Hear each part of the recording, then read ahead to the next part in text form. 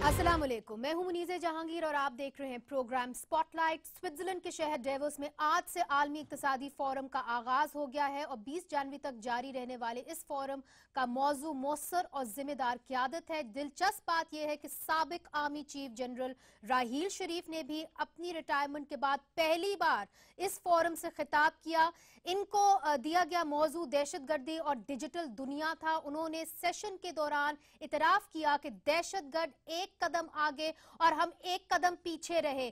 उन्होंने कहा कि इंसानी हकूक और आज़ादी इजहार राय जैसे हकूक दहशतगर्दों के साथ निमटने में रुकावट रहे हैं। मिलिट्री कोर्ट्स वक्त की जरूरत और दहशतगर्दों को कमजोर करने के लिए जरूरी थी। राहील शरीफ की तरह हमारे वजीर आजम नवाज शरीफ भी डेवोस में मौजूद हैं और उनके साथ हैं उनके मुशीर, उनके एडवाइजर तारिक फातमी साहब। बहुत बहुत शुक्रिया डेवोस से हमें बराह रास्त ज्वाइन करने के लिए।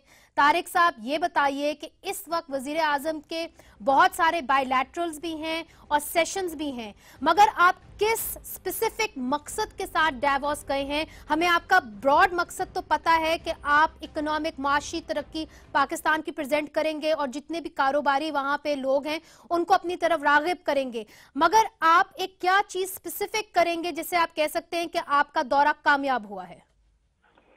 जी शुक्रिया आपका और थ्रू योर चैनल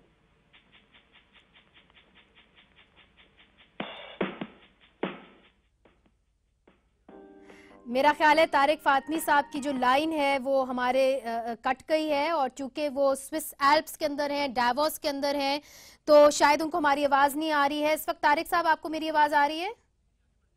तारिक साहब से हमारे जो प्रोड्यूसर्स हैं वो कनेक्ट करने की कोशिश करेंगे और जाहिर है एक इम्पॉर्टेंट एजेंडे के तहत वो डेवोस इस वक्त गए हैं। उनके साथ डेलीगेशन के अंदर सायरा अफजल तारर साहिबा हैं, हेल्थ मिनिस्टर हैं, उनके साथ अनुशे रहमान हैं। उन्होंने भी सेशंस के अंदर बातचीत करनी है। सबसे पहले जनरल साहब आपकी जानिब आऊंगी। जनरल राहील शरीफ पहली दफा रूनुमा होते हैं, डेवोस के अंदर ये स्पीच करते हैं और वो उनका ये कहना कि दहशतगर्द एक स्टेप आगे और एक स्टेप पीछे रहे हैं, इसको आप कैसे देखते हैं?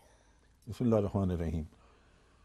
देखिए, चीज़ ये है कि दहशतगर्दी के जो अवामिल हैं उनको अगर हम ज़हन में रखें, ख़ास तौर पे जो बाहर से सपोर्ट मिलती है उनको, और उसके साथ साथ जो जैसे फंडिंग है या उनके लिए जो हमारे मुख्तलिफ ममालिक के ख़ित्ते में ऑब्जेक्टिव वगैरह में फ़र्क आता है या उनमें क्लैश होता है जिसकी वजह से एक दूसरे के ख़िलाफ़ काम कर रहे होते हैं, तो आप एक कदम आगे, यानी आप एक जगह को क्लियर करते हैं, आप एक स्टेप लेते हैं आगे जिसमें आप समझते हैं कि मुझे सक्सेस हुई, लेकिन दूसरी साइड उससे ज़्यादा उसको हेल्प करती है या वो देखते हैं कि अब इसमें ज़्यादा एफर्ट की ज़रूरत है जी, तो वो उसको और ज़्यादा पुश करते हैं जी। जनरल राहील ने जो बात की, अगर आप उसको पूरी तकरीर सुने तो एक कॉन्टेक्स्ट बेसिक उनका जो था वो ये है कि टेररिज्म जो है ये किसी एक मुल्क का मसला नहीं है, ये किसी एक मुल्क की कोशिश से हल नहीं होगा। इट्स ए ग्लोबल फिनोमेना, या ये कि ये बहुत सारे आलमी कुव्वतों को मिल के इसके अगेंस्ट अगर कुछ करना है तो फिर ये इसको ख़त्म कर सकते हैं। उसकी बुनियादी वजह यही थी कि आप एक स्टेप लेते हैं, अगर दूसरी साइड ज़्यादा स्ट्रांग है तो वो उनको उतना ही ज्यादा सपोर्ट करके आपको पीछे दे देती है। अच्छा, अब इसमें अगर दूसरी साइड कभी बाज नहीं आती तो आप सारी जिंदगी काम कता कलामी माफ। फातमी साहब, बड़ी मुश्किल से उनको लाइन मिल रही है इस वक्त, उसमें एड्स के अंदर मौजूद है। फातमी साहब, मेरा सवाल आपने सुन लिया होगा, मैं दोहराना नहीं चाहती, मगर स्पेसिफिकली अगर आप गए हैं डेवोस तो आप क्या लेके गए हैं, क्या उम्मीद करके गए हैं, और जब आप वापस आएंगे तो वो एक क्या चीज होगी कि आप कहेंगे कि आपका दौरा कामयाब हुआ है? First of all my apologies. असल होटल में बहुत सारे लीडर्स हैं तो इनके साथ सिक्योरिटी वालों ने स्कैनर्स रखा है तो सारी कम्युनिकेशन डिस्टर्ब है। मैं आपसे ये अर्ज कर रहा था कि पाकिस्तान की नैरेटिव जो बरसों से लोग उसके बारे में नेगेटिव कमेंट्स कर रहे थे, और यहाँ तक कि कुछ बरसों पहले तो ये कहा जा रहा था कि ये फेल्ड स्टेट है, ये on the verge of failure है, कुछ लोगों का ख्याल था कि डिफॉल्ट हो जाएगा। तो अल्हम्दुलिल्लाह पिछले 3 साल प्लस में एक बड़ी पॉजिटिव डेवलपमेंट जो है, घर के अंदर पीस और सिक्योरिटी, फिर इकोनॉमिक ग्रोथ और डेवलपमेंट, तो उन सारे चीजों की नैरेटिव को प्राइम मिनिस्टर इस मीटिंग्स में, उनकी बायलैटरल होगी, मल्टीलैटरल होगी, जो वो एक ग्रुप को एड्रेस करेंगे, एक डिनर पर जो है मेजर कॉर्पोरेट रिप्रेजेंटेटिव्स के साथ जो एक्सचेंजेस होगी। मगर तारिक फातमी साहब, कतई कलामी माफ, आपकी मुलाकात वजीर आजम श्रीलंका के साथ भी है, उनके साथ आपका खास एजेंडा क्या होगा? देखिए, एजेंडा तो श्रीलंका हमारा हमसाया मुल्क है और हम चाहते हैं कि उनके साथ ताल्लुकात बेहतर हों, एक हिस्टोरिक रिलेशंस भी रही हैं और उसको ज्यादा हम as part of our neighbourhood policy हम उसको और स्ट्रेंथन करना चाहते हैं।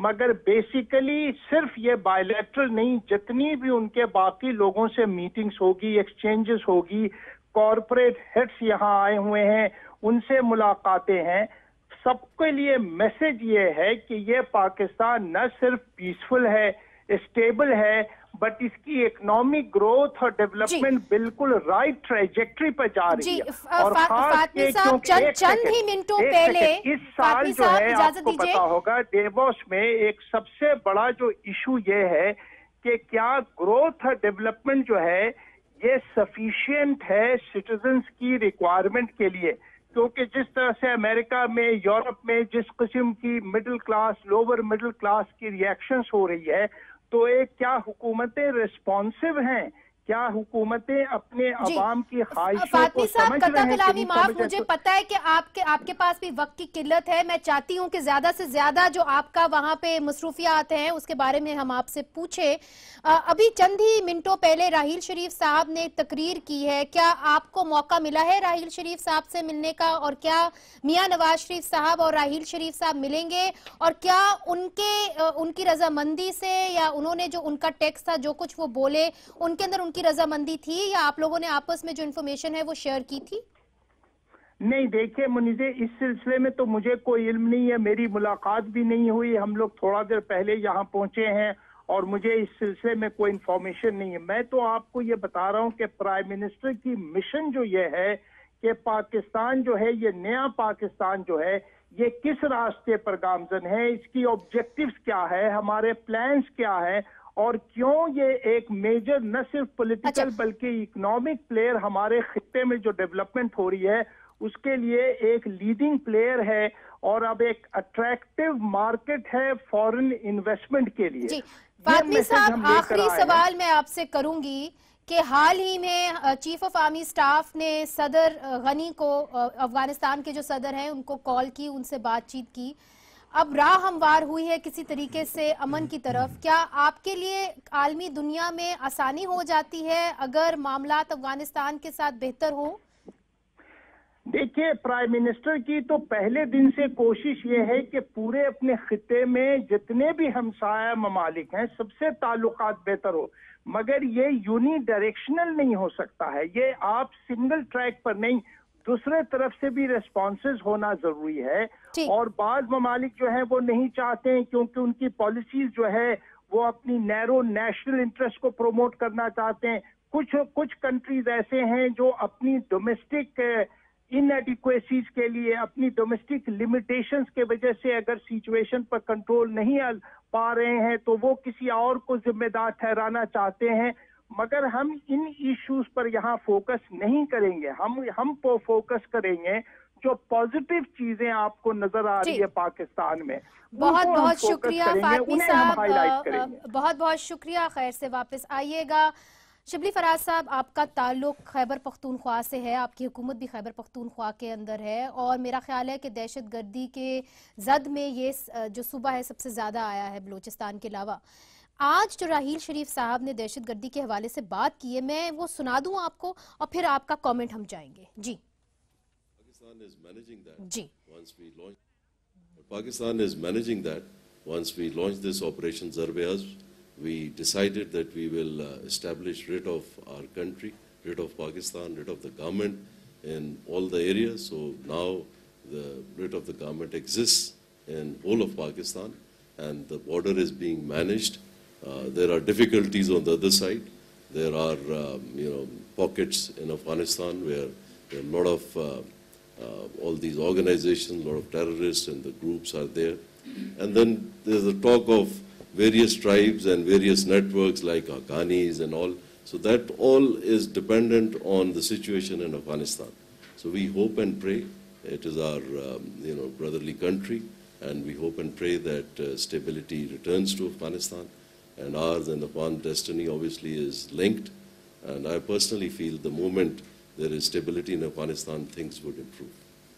शिबली फराज साहब जी देखें, ये जिस तरह जनरल साहब ने बात की, आई थिंक कि हमारे खैबर पख्तूनख्वा के और फिर ज़रा ब्रॉडर लेवल पे पाकिस्तान के कॉन्टेक्स्ट में ये बात बहुत अहम है कि ये जितना भी हमारे जो इस खत्ते में जो भी एक डिस्टेबलाइज माहौल रहा है, जिसको कि हमारी पाकिस्तान आर्मी ने बड़ी इफ़ेक्टिवली उसको एड्रेस किया है और सीरियसली उसको ये ज़रब के थ्रू इसको कंटेन किया है। हाउएवर जो सबसे बड़ा चैलेंज होगा वो ये होगा कि अगर आप इसको डेवोस के तनाजुर में भी देखें, जो कि बेसिकली एक इकोनॉमिक सोशो इकोनॉमिक प्लेटफॉर्म है जिसमें कि मुख्तलिफ लीडर्स दुनिया के आते हैं और वो अपने इलाकों की बात करते हैं, तो हमने ये देखना है कि ये पहली बात तो ये है कि दुनिया को हमने ये बावर कराना है कि ये जो जिस तरह जनरल अमजद साहब ने भी कहा कि ये जो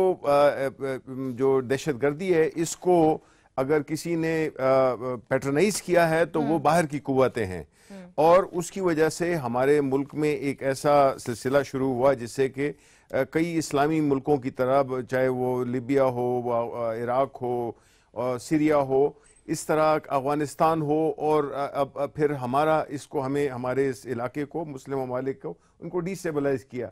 लेकिन ये तो हुआ ब्लेम दूसरे लोगों पे। अब आते हैं हम अपनी तरफ। देखें, जब तक कि इन इलाकों में जहाँ पे कि ज़रब की कार्रवाइयाँ भी हुई हैं, जहाँ पे कि एक अमन लौट आया है, लेकिन हमने ये भी देखना है कि ये अमन किस हद तक सस्टेनेबल है, ये किस हद तक उस इलाके के लोगों में जो कि तबाही वहाँ पे मची है, उनको हमने किस तरह से दोबारा मेन स्ट्रीम माशरे में लाना है, उनकी क्या इकोनॉमिक डेवलपमेंट करनी है, उनकी एम्प्लॉयमेंट के लिए हमने क्या मौके पैदा करने हैं, उनकी एजुकेशन के लिए, उनकी हेल्थ के लिए। तो ये उस वक्त ये सस्टेनेबल होगा जब ये सारी चीज़ें उनको दी जाएंगी, जो कि एक बहुत बड़ा चैलेंज है। और मेरा ख्याल है कि हमारी हुकूमत किसके लिए चैलेंज शिबली साहब? ये हमारी हुकूमत के लिए चैलेंज है, क्योंकि देखें हमने जो फॉरेन पॉलिसी चॉइसेस थी वो हमने वो की हैं। हमारे खैबर पख्तूनख्वा की हुकूमत का भी एक लिमिटेड रोल बनता है, लेकिन बेसिकली चूँकि foreign policy central government, federal government की एक जिम्मेदारी है, इसलिए हम ये समझते हैं कि जब तक पाकिस्तान में देखें, जब again I will revert back to the Davos background, उसमें यह है कि जब तक हम अपने मुल्क में, ये फातमी साहब ने जिक्र किया मुख्तलिफ अचीवमेंट्स का, चलें उनको एक साइड पे एक मिनट रख दें, लेकिन वो मुल्क जिसमें के रूल ऑफ लॉ ना हो, वो मुल्क जिसमें के अकाउंटेबिलिटी ना हो, वो मुल्क जिसमें के अब आप पैनामा पे वापस आना चाह रहे हैं ना? नहीं, मैं नहीं आना चाह रहा। ये मैं नहीं आगे चलते ना, आज के दिन रहने दें।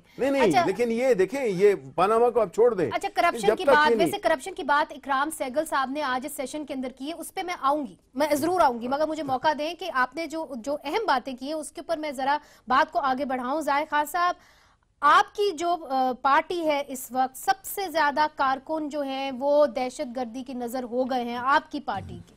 मुझे ये बताइए कि आज हमारे वजीर दिफा और हमारे साबिक आर्मी चीफ कहते हैं कि हमने वजीरिस्तान को साफ कर दिया है, पाकिस्तान के अंदर से हमने दहशतगर्द खत्म कर दिए हैं, हम कामयाब हो गए हैं। आप क्या समझते हैं कि कामयाब हुए हैं, आपके सूबे में अमन आ जाएगा, देर पा अमन आ जाएगा? देखिए मुनज़्ज़ा, ये ऐसा नहीं है, इसमें बेशक कोई दूसरी राय नहीं है कि कमी आई है, लेकिन ये कि ख़त्म हो गई है तो वो बदकिस्मती से हमारे खैबर पख्तूनख्वा की कोई ख़बर जो आपके मीडिया है, ख़ासकर ये उर्दू चैनल जो है, वो वहाँ की खबर लिखती नहीं है। वहाँ अभी भी टारगेट किलिंग और ये चीज़ें होती रहती है। हमारे कारकुन, आपने कहा था कि जब हम हुकूमत में थे तो हम उस वक़्त भी शहीद होते रहे, और हमारे कुछ पॉलिटिकल पार्टीज कहते थे कि ये अमेरिका के जंग लड़ रहे इसलिए शहीद हो रहे, लेकिन इसके बाद भी हमारे लोग शहीद हो रहे हैं और अभी तक भी हम टारगेट के शिकार हैं। हम ये समझते हैं कि ये इसमें कोई दो राय नहीं है, इसमें कोई शक नहीं है कि जो ज़्यादा हुआ ट्राइबल एरियाज़ में उसमें कमी आई, लेकिन कमी उस वक्त से भी शुरू हुई थी जब हमने स्वात में ऑपरेशन किया और उस ऑपरेशन के नतीजे में हम जब फौज के पुष्ट पे खड़े हो गए थे तो फिर हम टारगेट बने दहशतगर्दों की और आज तक है। एक बात मैं वाज़ेह करना चाहता हूँ, देखिए जनरल अमीर साहब ने एक बहुत अच्छी बात की, उसने कहा कि दुनिया में ये जो टेररिज्म ये दुनिया पूरे दुनिया का मसला है, इसमें कोई शक नहीं है, लेकिन किस्मती से पूरी दुनिया इसमें इन्वॉल्व भी है। वो हर एक मुल्क दूसरे मुल्क के लिए कोई मसाइल खड़े कर देते हैं और वो अभी तक उसमें ये मुतफिक नहीं हो सकी कि दहशतगर्दी सब कौमों के या सब मुल्कों के लिए एक नासूर है और इसको ख़त्म होना चाहिए। आज भी हर मुल्क एक दूसरे मुल्क के ऊपर डालते हैं और ये कहते हैं कि कोशिश करते हैं कि एजेंसीज के एक दूसरे मुल्क के अंदर इंटरफेरेंस हो, तो वो चीज़ ये डेविस का जो अब है, जाहिर है कि वो तो माशी मामला है, लेकिन अगर उस पर बात हो तो इसमें ज़्यादा फोकस किया जाए कि जब तक किसी भी मुल्क के अंदर पूरे दुनिया में जो भी मुल्क है, जिस तरह इराक हो गया, लीबिया हो गया, अभी शाम का भी है, या अफगानिस्तान है, या हम है, या पूरे दुनिया में, तो ये तब मुमकिन है माशी तरक्की कि जब इन मुल्कों के अंदर अमन आ जाए और अमन तब होगा कि हम एक दूसरे को एक्सेप्ट करें, हम एक दूसरे के। आपने बिल्कुल सही कहा। आंग सान सूची जो बर्मा की इस वक्त लीडर हैं, म्यांमार की लीडर हैं, उन्होंने भी ये कहा है कि जब तक अमन नहीं आएगा तब तक माशी तरक्की नहीं हो सकती। मगर आज जनरल राहील शरीफ साहब ने भी एक अहम बात की, उन्होंने ये कहा कि जहां तक ह्यूमन राइट्स का सवाल है, जहां तक और चीज़ों का सवाल है, फ्रीडम ऑफ एक्सप्रेशन का सवाल है, तो वो लिमिटेशंस हैं। जब हम दहशतगर्दों के खिलाफ निपटने की कोशिश करते हैं तो वो एक लिमिटेशंस हैं। उसको कैसा देखा जाएगा पाकिस्तान के अंदर, जहां पे दहशतगर्दी को लेके हमारी जो मेन स्ट्रीम पार्टीज हैं वो डिवाइडेड हैं। दो मेन स्ट्रीम पार्टीज हमारे साथ हैं, इस पे बात करेंगे एक वक्फे के बाद।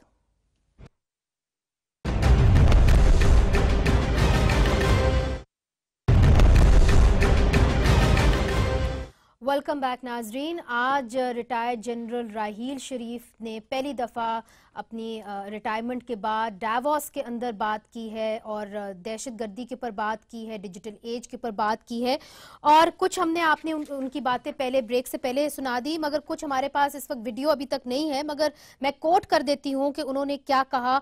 उन्होंने ये कहा दहशतगर्दी के हवाले से कि these freedom of speech and other things meaning human rights, they are limitations and difficult to handle when dealing with terrorists. और फिर उन्होंने एग्जाम्पल दी कि किस तरह आर्मी पब्लिक स्कूल के अंदर जब वो गए तो माओ ने कहा कि जो हमारे बच्चों के कातिल हैं उनको कैफरे किरदार तक पहुंचाओ और उनको आर्मी पब्लिक स्कूल के अंदर टांग दो। तो तब उन्होंने ये सोचा कि फिर ह्यूमन राइट्स और फ्रीडम ऑफ एक्सप्रेशन का हम क्या करें, और एक बैलेंस होना चाहिए इन दोनों के अंदर। जनरल साहब, जब आप ये कहते हैं कि बैलेंस होना चाहिए, पाकिस्तान के शहरी का बुनियादी हक है राइट टू लाइफ, जब आप इस तरह की चीजें करते हैं तो फिर तो you are giving a go head to extra judicial killings. देखिए, एक्स्ट्रा जुडिशियल किलिंग्स से कहीं बेहतर है कि आप स्पीडी ट्रायल कोर्ट्स बना लें, जो आपने बनाए। हमने तो एक आधा तीतर आधा बटेर किया ना, कि अपीलें जो हैं वो सिविल कोर्ट्स में चले गई और मिलिट्री कोर्ट हमने बनाया, मिलिट्री कोर्ट से सजाएं हुई, लोग अपीलों में चले गए, 5-5, 6-6 साल अपीलें चलती रहेंगी, छूट जाएंगे या जेलें तोड़ के निकल जाएंगे या कुछ और होगा। वो तो कोर्ट का ऑर्डर था कि आप राइट ऑफ अपील आपका सिविल कोर्ट में है।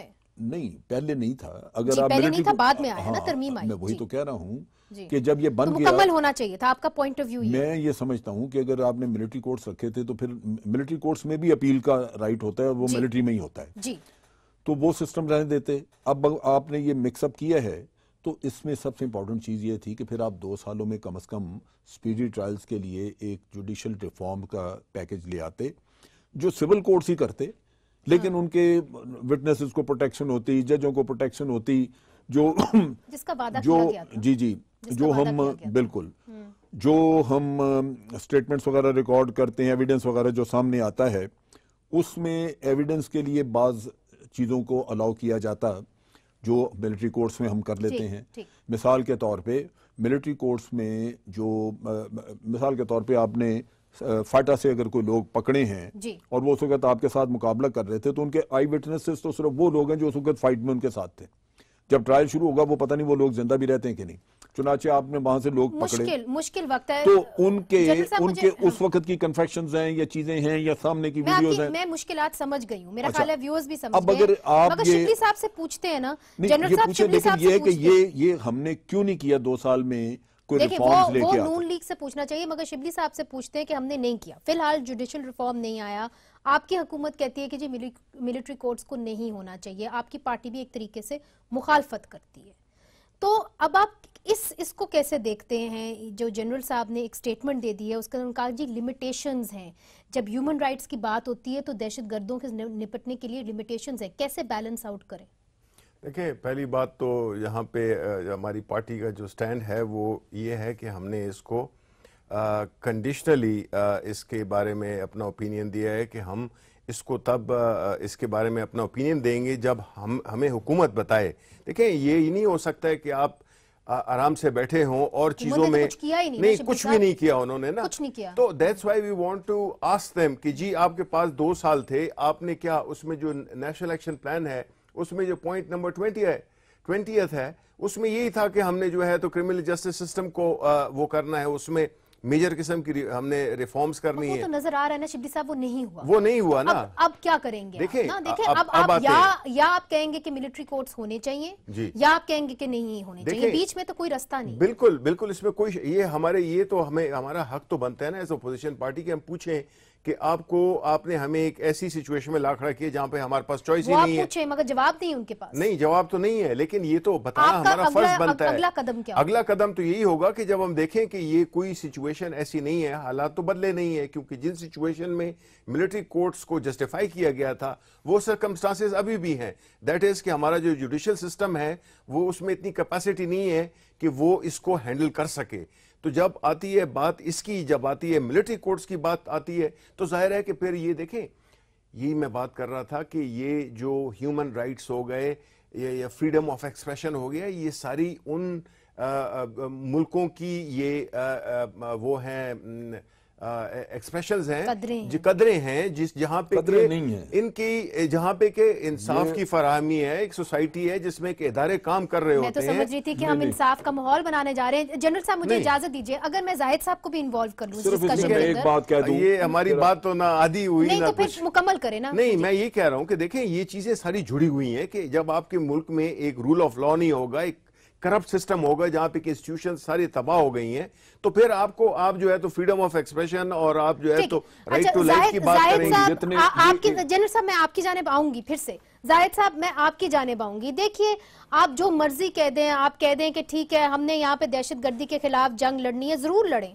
मगर जब आप दहशतगर्दी के खिलाफ जंग लड़ेंगे और आप किसी के साथ बेइंसाफी करेंगे, चाहे वो आपका दुश्मन क्यों ना हो, तो जो नैरेटिव आप बनाने जा रहे हैं, जिसके अंदर आप कहते हैं कि जी हम दिखाना चाहते हैं कि state is above everybody else, उस नैरेटिव का क्या होगा? वही चीज प्रोपेगेंडा के तौर पे इस्तेमाल होगी काउंटर नैरेटिव के लिए।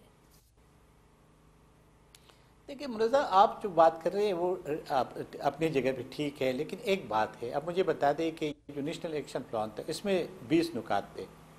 अब हुकूमत से हम भी पूछ रहे हैं कि ये आप बता दें कि इसमें सूबाई हुकूमतों के कितने पॉइंट्स पे अमल दरामद करना था और आपने कितने पे करना था, और आपके जो बैन तंजीमें हैं या जो सेक्रेटरिज्म है उसके लिए जिस तरह भी जो हमारे इंटीरियर मिनिस्टर है उसने अपना कोई नया फार्मूला पेश किया, तो ये हमारा हक है कि हम उनसे पूछे कि हमें बता दें कि उस पर अगर आपने उस पर अमल नहीं किया तो उस जो फौजी अदालत जो 2 साल में 100 बंदों को फांसी दी होगी, क्या वो 100 से फांसी से मसला हल होगा? नहीं होगा। इसके मसले की जो बेसिस है, जो एक जहन बना हुआ है, जिसके लिए एक जहन बनाया जा रहा है, उसके ऊपर आपने क्या काम किया?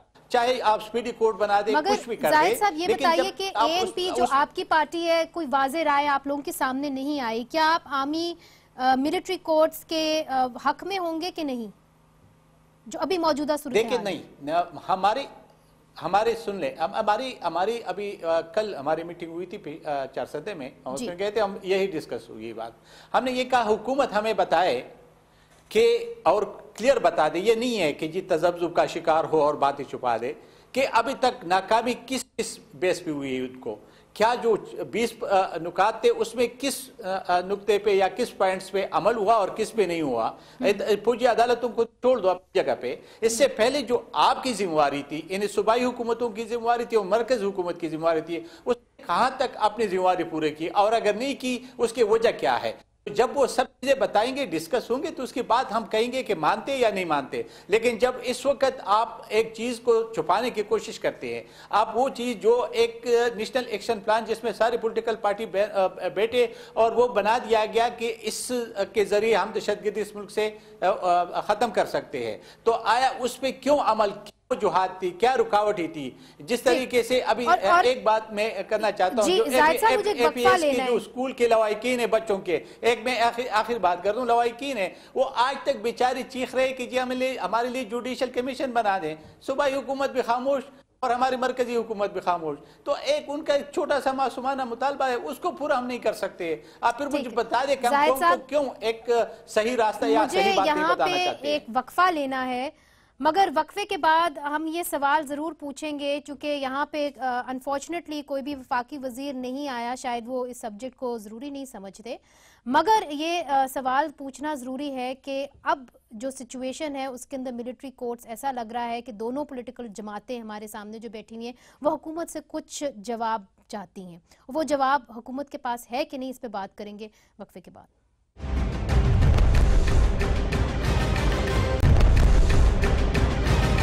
ویلکم بیک ناظرین. آج ہی سابق جنرل راحیل شریف صاحب نے ڈیووس سوئٹزرلینڈ کے اندر ایک ورلڈ اکنامک فورم کے سیشن کے اندر شرکت کی ہے, جہاں پہ انہوں نے بہت سارے انکشافات کیے ہیں, بات چیت کی ہے, جو ہم نے آپ کو بریک سے پہلے دکھائے. جنرل صاحب, آپ کی چونکہ راحیل شریف صاحب سے بات ہوتی رہتی ہے, تو یہ جو گرینڈ الائنس مسلم ممالک کا بن رہا ہے, 39 مسلم ممالک کا, ابھی تک اس کے اوپر کوئی فیصلہ نہیں ہوا کہ راحیل شریف صاحب اس کو لیڈ کریں گے کہ نہیں کریں گے. اخباری رپورٹس کے مطابق ان کے کوئی 3 کنڈیشنز ہیں. چونکہ آپ ان سے بات چیت کرتے رہتے ہیں, کوئی وضاحت کر دیجئے کہ یہ ہو رہا ہے نہیں ہو رہا ہے, اور وہ 3 کنڈیشنز کیا ہیں. میں عرض کرتا ہوں, دیکھیے چیز یہ ہے کہ جنرل راحیل شریف کو غالباً اگست میں یا اگست میں میرا خیال ہے سعودی ڈیفنس منسٹر یہاں آئے تھے, اور وہ پرائم منسٹر کو ملے. تو پرائم منسٹر سے انہوں نے اس خواہش کا اظہار کیا کہ ہم جنرل راحیل شریف کو اس الائنس کی جو فورس بن رہی ہے اس کا کمانڈر چاہتے ہیں کہ وہ یہ کمانڈر بنے.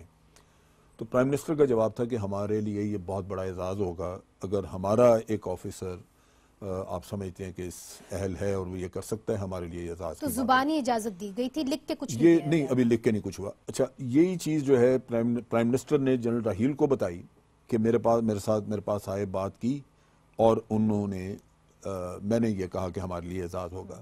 اب یہ ڈیفنس منسٹر جو ہیں انہوں نے G H Q general Raheel کے پاس جانا تھا, لیکن پرائم منسٹر نے پہلے ان کو بتا دیا کہ آپ کے پاس آ رہے ہیں, so this is what I have spoken to ہم. تو جب جنرل راحیل کے پاس آئے تو انہوں نے بھی یہی کہا, کیونکہ پرائم منسٹر کی انسٹرکشنز تھیں, انہوں نے کہا جی ہمارے لیے اعزاز ہے. اور اس میں انہوں نے کنڈیشن نہیں, لیکن یہ ان کو ایک طرح کی تجویز دی کہ اگر ہم اس میں شامل ہوں تو ہمارے لیے یہ بڑا ضروری ہے کہ یہ اسلامی اتحاد نظر آئے, نہ کہ اس کی سیکٹیرین آؤٹ لک ہو. جس کا مطلب ہے ایران کو ایونچولی شامل ہونا ہوگا. انہوں نے اسپیسیفائی کیا کہ ایران کو شامل کریں, اور اگر ایران پوری طرح شامل نہ بھی ہو تو ان کو ایز آبزرور لے لیں. لیکن مگر ان کے آنے سے پہلے یا ان کے آنے کے بعد ایران کو شامل کرنا ہے؟